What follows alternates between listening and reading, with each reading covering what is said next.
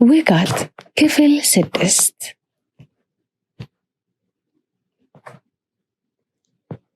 ከደመናው ስር እንደተደበቀችው ፀሐይ ለውጣ አልውጣ እያለ የሚተናነቃት የታፈነው ፍቅሯ በቅናት ጎሮሯ ለመሽለክ እየተናነቃት ነው። አይኗ ቀርጾ ልቧ ፍቅር ቋጥሮ በሽታ ሲሆንባት ቆይቶ መሸከም ቢያቅታት ለልቧ ውጋት ለአይኗ መንከራተት ቢሆንባት የፈለገችውን በእጇ የያዘችው ከእጇ ሲነጠቅ የጸጸት አለንጋ ገረፋት። እንኪ ልቤ እኮ ነው እያለ ሲዘፍንላት ለምን እምቢ አለችው? ዛሬስ ከሌላ ሰው ጋር ስታዩ ለምን ተናደደች? ለምንስ በቅናት ተንጨረጨረች? አልገባትም። አሁንም ከፍቅረኛዋ ጋር እንደተለያየች በቀጥታ ወደ ፋሲል ቤት ነበር የሄደችው። ልክ በሩን አልፋ እንደገባች እሱ አልጋ ላይ ተኝቶ ነበር። በሩን ወርውራ በመዝጋት እንዴት ነች? ወሲብ ላይ ጎበዝ ነች አለችው በቅናት ትርር ብላ። ስለምን እንደምታወሪ አልገባኝም አላት። ከወገቡ ብቻ ብድግ ብሎ ራቁቱን አልጋ ላይ ተቀምጦ እያያት። በህይወት አንተ ምን ገብቶህ ያውቃል? ደነዝ፣ የደነዝ አለቃ ነህ። ያስተዋወቅከኝ ልጅ ነች፣ ከኔ ትበልጣለች አለች። እሷን ነው እንዴ? እሷ ጎበዝ ነች። ስለ አንቺ ግን እኔ ሳልሆን የቀመሰሽ ቢያወራ አይሻልም አላት ፈገግ ብሎ። ምን ማለት ነው አንተ ደደብ? ምን ማለት ነው አለችና በንዴትና በቅናት ተጠግተው በያዘችው ቦርሳ ተደበድበው ጀመር። አረካችም እንደገና በእጆቿ አባጨረችው። እሱም ዱላውን ሊያስቆማት ሲል ጠብ ወደ ትግል ተቀየረ። ትንሽ ቆይቶ ትግሉ ወደ ፍቅር መሳሳም ቀጠለ። ግለብት ጀመረ። በእምነት ወደ አቶ ጋሻው ሆቴል ከመግባቱ በፊት በር ላይ የሚለምኑትን ሽማግሌ ሰውዬ ረጅም ደቂቃ ቁጭ ብሎ ሲያናገር ከቆየ በኋላ ከኪሱ በረከት ያለ ገንዘብ አውጥቶ በመስጠት በቀጥታ ወደ ሆቴሉ ገባ። ወደ አቶ ጋሻው ቢሮ ሳይሆን የሄደው ከጀርባ ወደ ቆመ መኖሪያቸው ቤታቸው ነው። ኢየሩስ ወዳለችበት ክፍል አመራ። በሩን ከፍቶ ወደ ውስጥ ሲገባ ግን አቶ ጋሻው ኢየሩስ ስጦታ ክፍል ውስጥ ነበሩ። ስጦታ እንዳየችው ሮጣ በመሄድ ተጠምጥማ ስትሰማው ኢየሩስ እንዳራስ ነብር ከተቀመጠችበት በመነሳት ቀረበችው። አንታሪዮስ፣ አንተ ሰው መሳይ ሰይጣን፣ ባሌን ለስራ ብለህ ወደ ክፍለ ሀገር ወስደህ ገደልከው አይደል? ንገረኝ አንተ ሰይጣን፣ ድሮም አውቃለሁ ነፍሰ ገዳይ ነህ እያለች እያለቀሰች ስትጠጋው ደንግጦ አቶ ጋሻውን አያቸው። ስጦታን በሰማችው ነገር ደንግጣ ከቅፉ እየወጣች ወደ ኋላ ሸሸችው። አባቴን ገደልኩ፣ እኔ ወደድኩ እያመንኩ አንተ የኔን አባት ገደልኩ? ንገረኝ አለችው እያለቀሰች። በእምነት ግራ ገባው። የሚናገረው ቸገረው። ከዝምታ በስተቀር መልስ አልነበረው። እንዳልገደለው ሊያስረዳ ስጦታን ሲጠጋት እንዳይጠጋ ጨዋችበት። ካጠገቡ አፈገፈገች። አንቺ ደግሞ ነገርኩሽ አይደል? እኔም እናትሽ አይደለሁም፣ እሱም አባትሽ አይደለም። አፍሽን ዝጊ። ትሰማለህ? አጠገቤ እንዳትደርስ። ከዚህ በኋላ አይንህን እንዳላይ። አንተ ነፍሰ ገዳይ። ደግሞ መነኝ፣ አንድ ቀን እኔው ነኝ የምገልህ። አሁን ውጣልኝ፣ ውጣልኝ አለችው ኢየሩስ። አመኜ ወድጄህ ነበር። እንዴት? ስጦታ እያለቀሰች ከቤት ወጥታ ስትሄድ በእምነት ወደ አቶ ጋሻው ተመለከተ። ፈገግ ሲሉ አየና የእሳቸው ሴራ እንደሆነ ገብቶት አንገቱን ደፍቶ በዝምታ ከቤት ወጥቶ ሄደ። በጭንቀት ብዛት ሊፈነዳ የደረሰው ጭንቅላቱ በሁለት እጆቹ ደግፎ እየተንገዳገደ ሲራመድ የስልኩ የጥሪ ድምፅ አሰማ። ማናገር ጀመረ። ስራው እንደከበደ ከተናገረ በኋላ እነሱም ይህን እንደተረዱና ረዳት እንደሚያስፈልገው ነግረውት ሌላ ከሱ የቅርብ ሰዎች አንድ ሰው እንደተመደበለት ነገሩት። ማን እንደሆነ ጠይቆ ከብዙ ጭቅጭቅ በኋላ ማንነቱን ሲነግሩት ደነገጠ። በፍጹም አይሆንም ብሎ ሲጮህ ስልኩ ተዘጋ። ያለው ሳይበቃ ሌላ ጭንቀት ውጥረት ነገሰበት። ምርር ብሎ እያለቀሰ መሬት ላይ ጭንቅላቱን ይዞ ቁጢጥ አለ። አያልቅበትና አበባ ከቤት ሁሉ ማውጣት ጠልተው ካልጋም አልወርድ ብለዋል። ሁለቱ ወሲብ መስራት ሳይሆን ስራ ሆኖባቸዋል። በየደቂቃው መጣበቅ ነው። ጠገቡም ራባቸውም ስራ ሆኖባቸዋል። አልሰለቻቸውም፣ አልተጠጋቀቡም። ለአበባዬ ሁሉ ያልቅበት ተመችቷት ሳይሆን ለያዘችው አባቷን የመግደል ቁማር ቀመር እየሰራች ነበር። ደጋግማ ሞክራለች። እሱ ሊቀበላት አልቻለም እንጂ። ዛሬ ለመጨረሻ ጊዜ ልታናግረው አስባለች። አሁን ላይ እምቢ ካላት እሱን ማናገር ሳይሆን ለመግደል እቅድ ማውጣትና መግደል ብቻ ነው አማራጯ። 2 የብርቱካን ጭማቂ በብርጭቆ ይዛ ወደ መኝታ ቤት ገባች። አብዬ ምን አለበት ይህን ቀፋፊ ሰውነትሽን ባታሳይኝ፣ በጣም እኮ ነው የሚያስጠላው አላት ጭማቂውን ተቀብለው እየተጎነጨ። ፈገግ ብላ አጠገቡ ተቀመጠችና ያንተንም ለክርስትና ውሃ የነካህን ገላ ግማቱን ችያቅፍ ተኝቻለሁ። እስቲ አሁን እንኳን ሂድና ታጠብ፣ አትሞቱም፣ ውሃ አይገልም። ሻወር ቤቱን ላሳየህ አለችው። አልታጠብም፣ ካልፈለግሽኝ ወደ ጋሼ ጋር መሄድ እችላለሁ አላት። መልስ አልሰጠችውም። በዝምታ ጭማቂውን ጠጥተው እንደጨረሱ ከደማሉ። እንደገና ስሪያና ስራ ለመጀመር እየተሳሳሙ በማሟሟቅ ላይ ሳሉ እሷ ቆመችና በውሸት ፍቅር እየታያየችው የኔ ፍቅር እባክህ አባቴን ገለነው፣ ሀብቱን የግላችን እናድርጉ ውዴ ማሪ ብላ ስትስመው መሳሳሙን አቁሞ ቀና ብሎ በፈገግታ ተመለከታት። በእምነት በአቶ ጋሻው ጭካኔ ጭንቅላቱን መሸከም ተስኖታል። የደነዘዘና መርዛም ጭንቅላታቸውን ቆርጦ ቢጥለው በወደደ ግን የሀገር የህዝብ ቃል ጠፍረው ይዞታል። ራሱን ጠላ። እንደገናም አዲስ አጋር ተብሎ የተቆጠረለትን ሰው ፈጽሞ የማይሆንና የማይስማማበት ነው። በግልጽ ሄዶ እንዳያናገራቸውና ዓለምን ማስማማቱ እንዳይገልጽ ተልእኮውን ካልጨረሰ ወደ ዋናዎቹ ጋር መሄድ አይደለም ዝም ማለት አይችልም። ለብቻው በአንድ መጠጥ ቤት አንድ ቢራ አዞ ቁጭ ብሎ አሰበ። ማን አለው? ከማን ጋር ያወራ? ብቸኛ ነው። ጓደኛ አሊያም ቤተሰብ ወይም ፍቅረኛ ማንም የለውም። ለራሱ አዘነ። ለምን? የሚያዝንለት ሰው እንኳን የለም። ግን ሊዲያ አለች። እሷን ጠርቶ ይህን ጭንቀት መርሳት አለበት። ከእሷ ጋር ለማሳለፍ ከራሱ ጋር ተስማሙ። ስልኩን አውጥቶ ሊደውል ሲል ፋሲል ትዝ አለው። መደወሉን ተውና እንደውም ፋሲል ጋር ለመሄድ ወሰነ። ያዘዘውን ቢራ አንዴም ሳይጎነጭ ሂሳብ ከፍሎ ተነስቶ ሄደ። ራሽያዊ ሰው የበእምነት የራስ መተማመን እጅግ አስገርሞታል። በጣም ተጠራጥሮታል። ስለዚህ ባለስልጣኑ አቶ ግርማን በሚስጥር በሚገናኙበት ቦታ አገኛቸው። ስለ በእምነት ድንገት ከመንግስት አካላት የተላከ ከሆነ ስለ ማንነቱ አጣርተው እንደሆነ ጠየቃቸው። እሳቸው ሙሉ ለሙሉ እንዳጣሩና ልጁም ከድሮ ድንፍተኛ ጉረኛ እንደሆነ በወንጀል የጨቀየና እስር ቤቱ እንደሆነ አስረዱት። እንደውም እስር ቤት ሳለ መንግስትን እየተቃወመ ስለሚጽፍ ብዙ ጊዜ በመንግስት አካላት እየተወሰደ እንደሚደበደብ፣ አሁንም ድረስ የመንግስት አካላትን እንደሚጠላና እንደሚቃወም ነገሩት። ራሽያዊም በሽታ ጭንቅላቱን ነቅንቆ ግን ይህ በቂ እንዳልሆነና በራሱ መንገድ እንደሚያጣራ እንዲሁም ገንዘባቸውም ወደ አካውንታቸው እንደገባ ነገራቸው።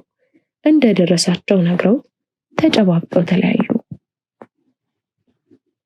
ራሽያዊው ከእሳቸው ጋር እንደተለያየ ወደ ራሽያ ደውሎ ስለ በእምነት እንዲያጣሩለትና ቶሎ ውጤት እንደሚያሳውቁት ነግሮ ፎቶና ስለሱ ያለውን መረጃ በጠቅላላ ወደ ራሽያ ላከው።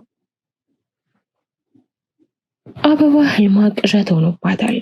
ይረዳኛል ብላ ያሰበችው አያልቅበት ጭራሽ ፈሪ ሆኖ እንድትቃዥ አድርጓታል። ያላትን ሁሉ እሱን ለማሳመን ብላ ሰጥታለች። ልጁ ግን እንደ ሰውነቱ ሳይሆን ፈሪና በቋቃ ስለሆነባት እርር ድብን አድርጓታል። እሷ የምታስበው አባታ ካለባቸው የወንጀል መጠን አንድ ቀን ይህ ወንጀላቸው እንደሚደርስበትና ድንገት አሁን እየተደረሰባቸው ሊሆን ይችላል ብላ ነው። ይህ ሁሉ ሀብት እንደሚወረስና እሳቸውም ወደ እስር ቤት ሊወረወሩ እንደሚችሉ ስለገባት ይህ ሁሉ ከመሆኑ በፊት አባቷን ገላ እሱ ሀብቱን በመቆጣጠር የምታደርጋቸውን ነገር በሚስጥር በማድረግ ሁኔታውን ሁሉ ለመቀየር አስባ ነበር። አያልቅበት ሊስማማ አልቻለም። እቅዷን ሄድ ለአባቷ ከነገረባት አባቷ ያለምንም ማወላወል ይገሏታል። ይህ ነገር ከመሆኑ በፊት አያልቅበትን ባደገሙት አስመስላ መግደል አለባት። ያላት አማራጭ ይህ ብቻ እንደሆነ ገባት። በዚህ ሀሳቧ ከራሷ ጋር ተስማማችና በቀጥታ ወደ ገላ መታጠቢያ ሻወር ቤት በመግባት በአደጋ የሞተ ለማስመሰል የምትችለውን ሁሉ የሚያሟለጭ አሊያም ውሃውን ከኤሌክትሪክ ጋር አያይዛ በመውጣት ወደ መኝታ ክፍል አባቷ የደወለላት በማስመል እያናገረች ገባች። አባቷን መናፈቋንና ሁኔታ እንደምታያቸው እየተናገረች አልጋው ጠርዝ ላይ ተቀመጠች። አያልቅበት እንደዛው አልጋው ላይ እንደተጋደመ ነበር። ስልኩን እንደያዘችው አባቷን ሄዳ ልታየው እንደሆነ ነገረችው። እስክትመለስ ገላውን ተጣጥሞ እንዲጠብቃት ተስማምታ ጉንጩን ሳመችው። ልብሷን ቀያይራ ከቤት ወጥታ ሄደች።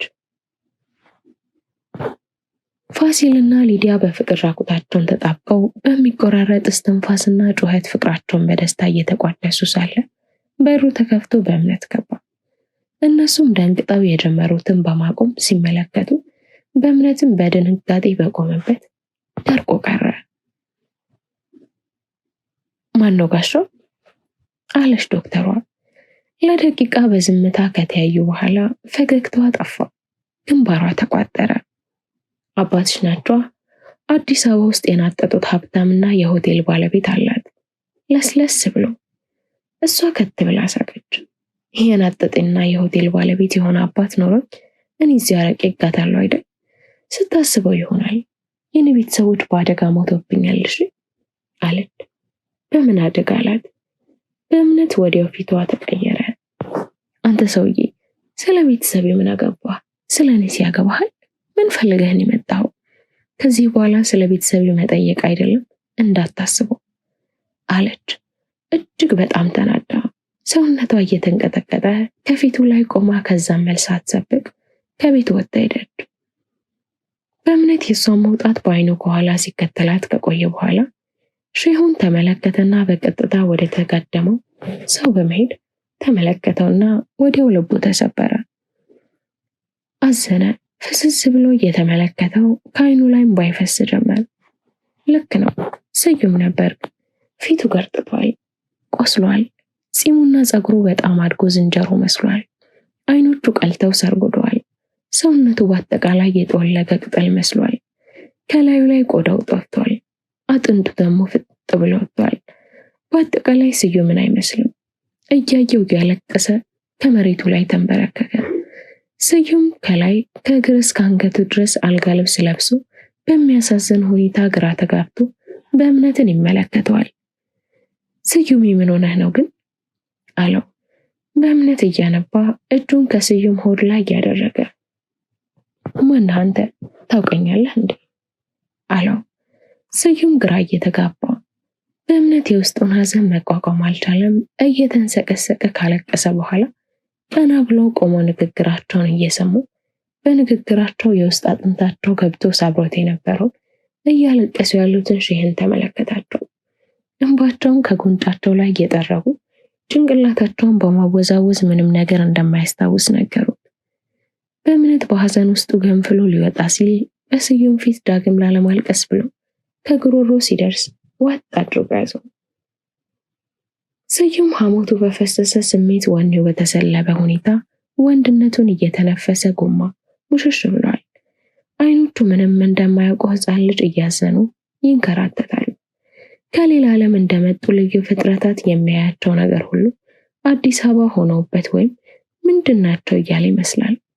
አትኩሮ በሚሰረስር እይታ ይመለከታል። ሞቀኝ አለ ስዩም እንደ ሕፃን ልጅ አይኑን እያየ።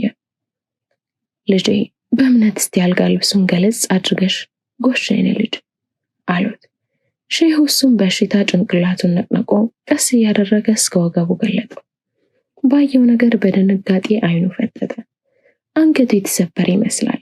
መደገፊያ ተደርጎለታል። ቀኝ እጁም እንደዛው የአጥንት መደገፊያ ተደርጎለት በፋሻ ተጠቅልሏል። ግራ እጁ ግን ከጡንቻው ላይ በፋሻ ተጠቅልሎ ተቆርጧል። በደም ረጥቧል። ፋሻው በመፈታቱና ሙቀቱ ቁስሉን የበሰበሰ ስጋ ሽታ የሚመስል አወደው። በእምነት አይኑን ማመን ተሳነው። ምን ሊያደርግ እንደሚችል አላወቀም። አልጋ ልብሱን ለቆ ጣለውና ወደ ሼሁ እግር ስር ተደፋ። አባ በፈጣሪ ንገሩኝ ምንድን ነው አለ እግራቸው ስር ተደፍቶ እንባው እንደ ጉድ እየፈሰሰ። ልጄ በወደቀበት ወቅት ሸለቆ ውስጥ ሳይሆን የዛፍ ቅርንጫፍ ላይ ነበር። ከዛም እሱም ተሰብሮ ትልቅ ድንጋይ አለት ላይ ወደቀ። እጁን እንዳየው ነው እግሩ ሲሉ አላስጨረሳቸው። ቀና ብለው በድንጋጤ እያያቸው አባ ምን አሉኝ? እግሩስ ምን ሆነ አላቸው። አይናቸውን እያየ እሳቸውን በሐዘንና በለቅሶ አዩት። በዝምታ ተመለከቱት። የእነ አበባ ቤት የግቢው በር ላይ ሳይረን የሚያሰሙ የፖሊስ መኪና ቆመዋል። የታጠቁ ፖሊሶችና መርማሪዎች እንዲሁም የአካባቢው ሰው ከውጭና ከውስጥ ቆመዋል።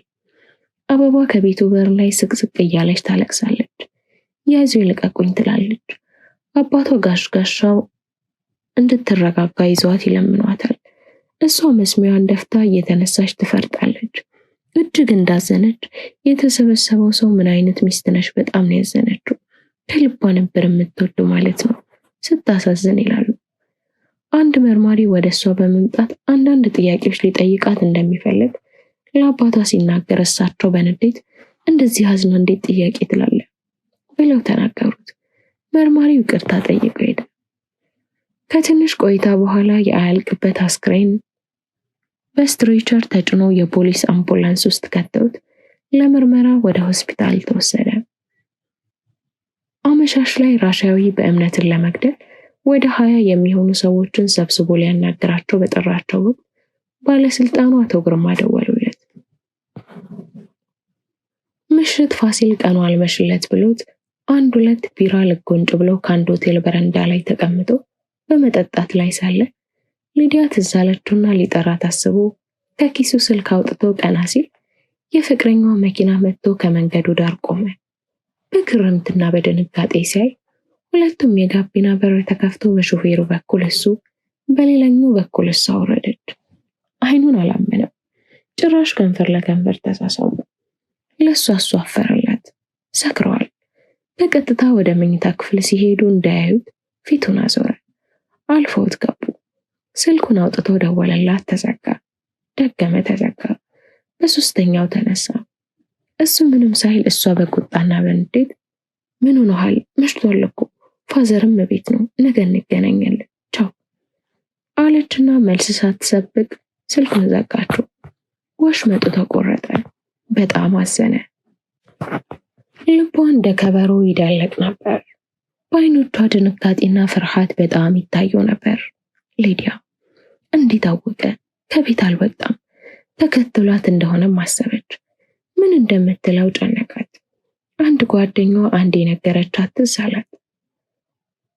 አንድን የሚወድሽ ወንድ የሆነ ጥፋት አጥፍተሽ በሆነ መንገድ ከተጠራጠረሽ እናም ከጠየቀሽ ከመሬት ተነስተሽ የተናደድሽና የተቆጣሽ መስለት በጩኸት በቁጣ ተናገሪ። ይደነግጥና በቃ ተይው ይልሻል። እውነተኛ የሚያፈቅርሽ ከሆነ እኔም እንደዛ አድርጌ ነው ባሌን የሸወድኩት ያለቻት ትዝ አላት። እናም ይህን መጠቀም እንዳለባት አስባ እያየችው ቆይ ምን ለማለት ፈልገህ ነው አለችው በቁጣ። አይ ለማለት የፈለኩት እያለ መጮህና መቆጣት አስደንግጦት እየተንተባተመው ማውራት ሲጀምር እሷ ግን ልታስጨርሰው አልቻለችም። የፈለግከውማ ያስታውቃል። በእኔ ላይ ማገጥሽብኝ እያልክ እንደሆነ አንተ እኔን ጠረጠርክኝ አለች በግርምት እንደተኛ እያየችው። ፋሲል በመጠየቁ ተጸጸተ፣ ተናደደ። ሊድዬ መቼ እኔ እንደዚህ ያልኩኝ? ካፌ ወጣ። ሰው ያላሰበውን ለምን ታስቢያለሽ?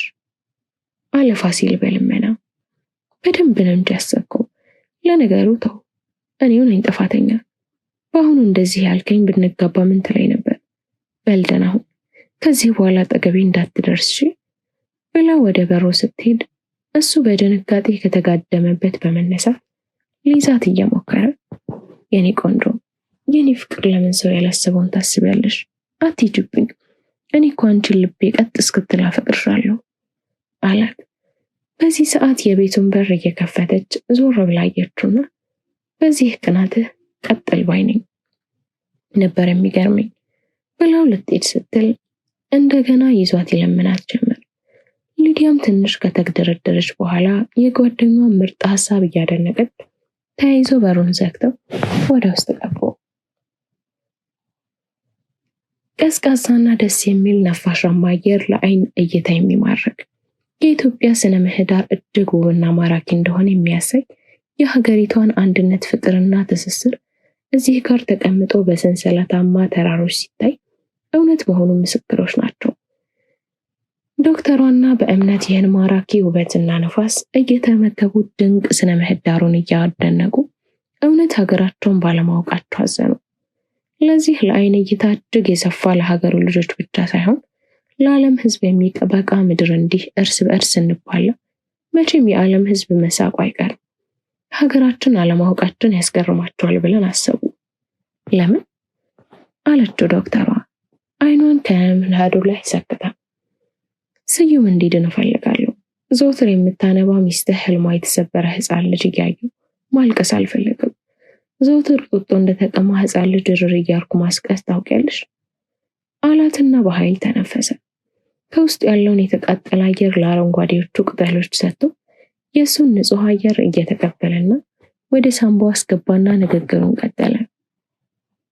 ታውቂያለሽ የገባሁለት ቃል እጅግ መራራ ነው። እንደ ግራዋ ካፌ ላይ ይመራኛል። እንደ ጨለማ ጥቁር ቃል ሆኖብኛል። እንደ ወገብ በሽታ ይወጋኛል። በቃ ያሰቃየኛል። በቀደም ሚስቱንም ልጁንም አንተ ነህ ገዳዩ አሉ። ሁሌም ልጠብቀው ፈልግ ነበር። አንድ ጓደኛዬ እውነት አፍቃሪ ለፍቅሩ ደስታ ይጨነቃል ብሎኛል። የእሱ ሚስት ተማሪ ሳለን አፈቅራት ነበር። ከእሷ ጋር ነበር የማየው ወንድ ሁሉ እሰባብረው ነበር። ያንን አሁን መካስ ፈልጌ ነበር፣ አልቻልኩም። ለፍቅሬና ለዛች ሕፃን ልጅ ስል አሁን ላድነው ፈልጋለሁ። ዶክተሮች የቻልሽውን ጥሪና ገንዘቡን አታስቢኝ እሰጥሻለሁ፣ እባክሽ እርጅኝ አላት እያለቀሰ። ዶክተሯ ዞር ብላ ከንፈሯን ገልጣ የቆሸሹ ጥርሶቿን ፈገግ ብላ አሳየችውና ለአንተ ስል ወይም ለማንም ስል ሳይሆን ሰው ስለሆነ ብቻ መርዳት ስላለብኝ ይረዳዋለሁ። ሌላው ደግሞ ለምን ወደ ከተማ ሄዶ መሳሪያው በብቃት ወደሚገኝበት ሆስፒታል ሄዶ የማይታከመው አለችው። እሱም ከባድ ነው። ሁለታችንንም በጣም ከባድ ችግር ውስጥ ነን። ወደ ከተማ መውጣት የለበትም። ፀጉሩም ፂሙም እንዳይቆረጠው እስከሚድን እዚህ ይሁን። ማንም ሰው ማንነቱን እንዲያውቅ አልፈልግም። እኔም አሁን ወደ መኪና መሄድ አለብኝ አላት። እሷም በሽታ ጭንቅላቷን ነቀነቀች። አመስግኗት ለመሄድ ሲነሳ ስሜ ልዕልት ነው፣ ለምንድን ነው ስለ አባቴ ማወቅ ፈለግ አለችው። በእምነት ደንግጠው ዘውር ብለው ተመለከታት። በዚህ ወቅት ሼሁ በደካማ አቅማቸው እየሮጡ እያለከለኩ መጡና የሆኑ ሰዎች ቤት እንደመጡ ተነገጡ። በፍጥነት ተያይዘው እየሮጡ ሄዱ። ሊደርሱ ትንሽ ቀርቷቸው ከሩቅ ሆኖ በእምነት ሲመለከት ደነዘዘ። እነዛ ስዩምን ገደል የከተቱት እሱንም የደበደቡት ሰዎች በር ላይ ቆመው ተመለከተ። ትንሽ በድንጋጤ ቆመና የእጁን ልብስ ወደ ላይ ሰብስበው ሼሁንና ልዕልትን እዚህ እንዲሆኑ ተናግሮ እሱ ወደፊት ለመፋለም ሄደ። ክፍል 7 ይቀጥላል። ላይክ፣ ሼር፣ ሰብስክራይብ በማድረግ ለወዳጅ ዘመድ ያጋሩ።